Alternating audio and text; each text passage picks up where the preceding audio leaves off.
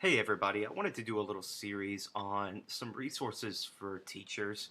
So if you don't know, I'm Mr. White, and I want to start off this series with a presentation here from experiments with Google.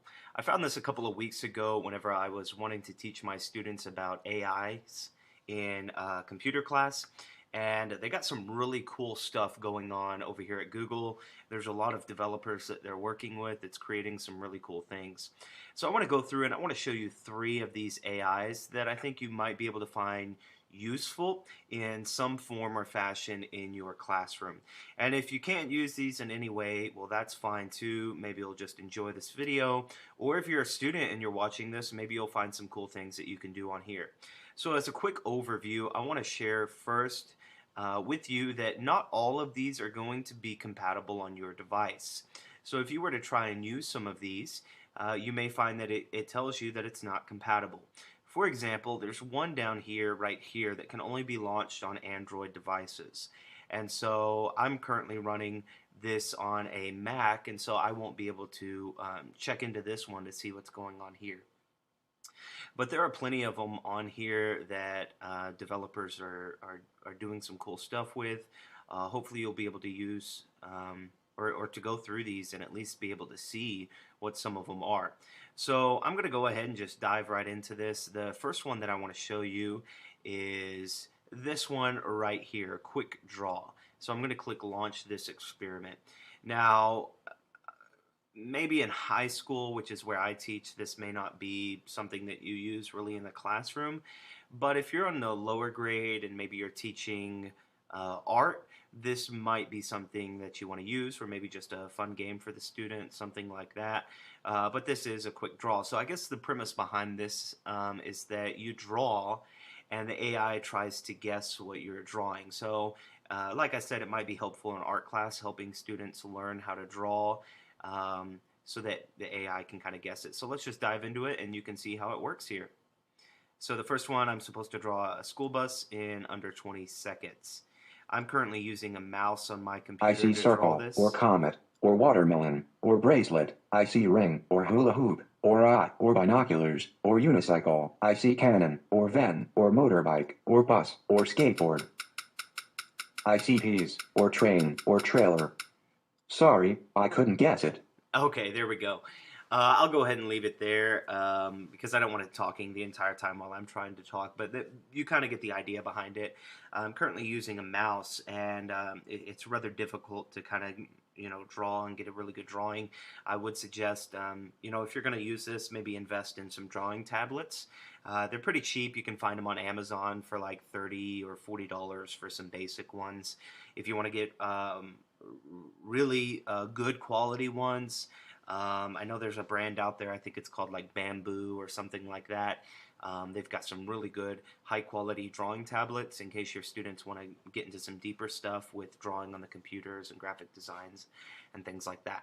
So I think you got enough idea of what it is. I don't want to go through a whole bunch of these because it's kind of loud, and I want y'all to be able to hear me and not just the AI trying to guess it the whole time. Let me go ahead and show y'all the next one here. This one I found is called Bird Sounds. This one, I'll give you some warning, it can be a little bit loud, so you may want to turn your speakers down a little bit while we play this one here. But this one might be helpful if you're a biology teacher, or maybe you do something where you're teaching animals or things like that. Because this one's kind of cool. So I'm guessing that they compiled a few thousand bird sounds or something like that, and then they taught the AI to go in and recognize similar sounds, and then it groups the similar sounds based off of the sounds and things like that. So I'm about to get in here, and you'll see what this bird sounds AI is. So let's launch it real quick. Thousands of bird sounds visualized using machine learning. All right, and then they do have about this project, so you can learn about it a little bit more in depth. So let's explore it. So you can see you can go through here and kind of click on different sounds.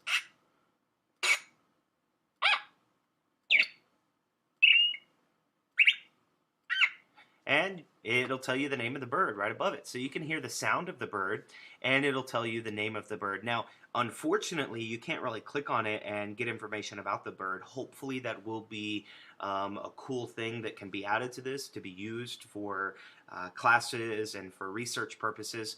But maybe you want your students to do a report on birds. And so they can go in here, they can listen and find a bird sound that they like or something like that, and then just do a research. They've got the bird's name right here, so do some research on that bird. So maybe this is something that you'll do that will be a fun project for your students.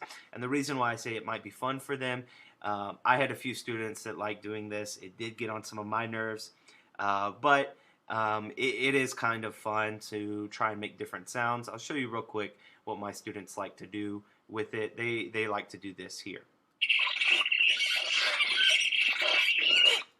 And so it kind of sounds like a disc scratching or something like that. But a few of them actually were able to kind of get some somewhat good sounds out of it. And so maybe it'd be fun for them to play with and try and make some little music with or something like that. But this would be a kind of a cool tool to use.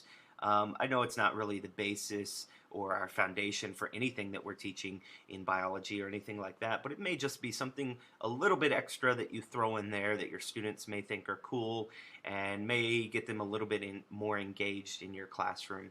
So this is bird sounds, and this is one of the Google AIs. By the way, before I go any further, just want to reiterate, this is Experiments with Google. If you do a Google search, you can just type in Experiments with Google, or the URL is right here, experiments.withgoogle.com/collection/AI. And I don't have anything to do with this project. I just thought it was a pretty cool thing that maybe gives us just a little something for one of our lessons that might engage the students. There was one final AI that I wanted to share with you, and it's this one here, Symmetress. I don't know if that's how you say it, but it is this one here. This one actually has two parts to it, which I think is really cool. And I think this one might be a really good thing to use in computer classes with typing, but it may also be used in English classes because there's a lot of things you can do in here with synonyms and antonyms and spelling and things like that. So I'm going to launch this experiment and just let you see for yourself what this Symmetress thing is. So let's launch it.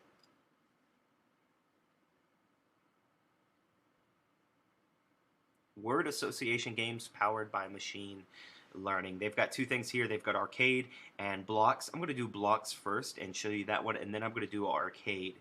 So blocks, it says take your time and puzzle it out. Let's go ahead and play it here.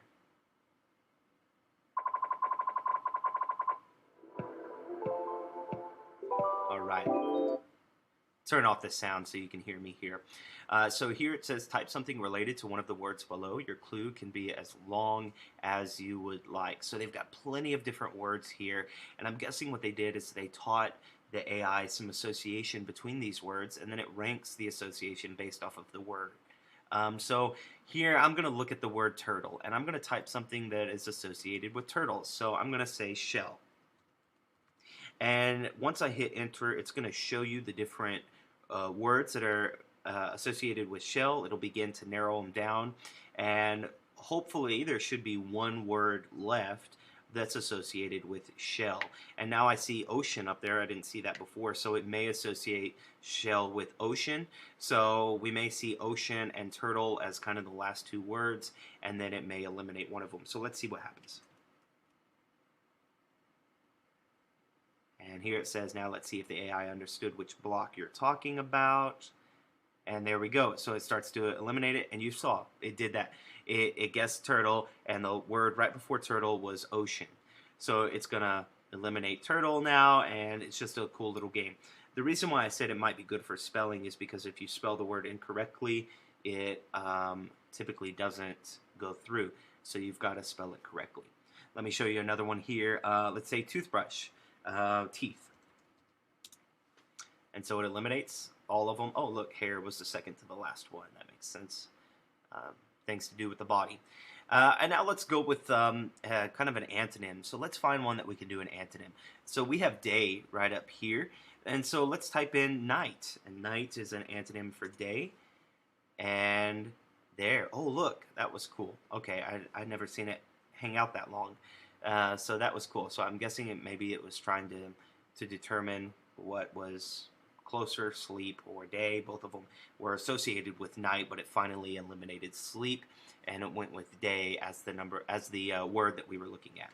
So this is the blocks version, the little puzzle version, maybe fun for students, but the arcade version, that one's much faster, and I want to show you that one right now. I played this with my students. My students had a good time trying to beat me, and one of them actually did beat me. They were able to associate words quicker than I could. So this was a fun game for us to play together, and yeah, so hopefully you'll be able to use it. So the same premise here. We type a word that's associated with necklace, and this is where the spelling comes in. Play, and I am not a great speller at all. That's why I'm a math teacher. Jewelry. I think that might be how you spell it. And there we go. So it brought down necklace. The purpose was to try and get it into the blue area, and then it says there the words most associated with jewelry are sorted from the most associated to the least associated at the top. And then we continue on, and so we try to go further. This tutorial is taking quite some time. Okay, so library, maybe we'll see books, and there we go. We have another word, sleep. We'll do night, and we just keep going, and it'll go faster and faster. And so the students have to be faster. They've got to be thinking of synonyms. They've got to be thinking of antonyms. They've got to be thinking of words that are associated. They've got to type quickly. And so there's a lot of different things that you may be able to use this for. But I hope this helps you a little bit. Artifacts here. I'm trying to spell this artifacts while I'm talking. So hopefully you'll be able to use these things in your classroom. Again, you may not be able to, but I just wanted to let you know these are some of the things that are out here. So for this first video, I wanted to show you experiments with Google. I'm going to continue on with some more videos for teachers to show you some of the digital resources that are out there that can help us in our classroom. And hopefully everything that I will be sharing will be free. That is my purpose, because I know all of us teachers are on a budget. So this is experiments with Google, our first video today, and all of these experiments, to my knowledge, are free. So it may be something that you can use in your classroom. I hope it is. And stay tuned for the next video, and I'll see you guys later.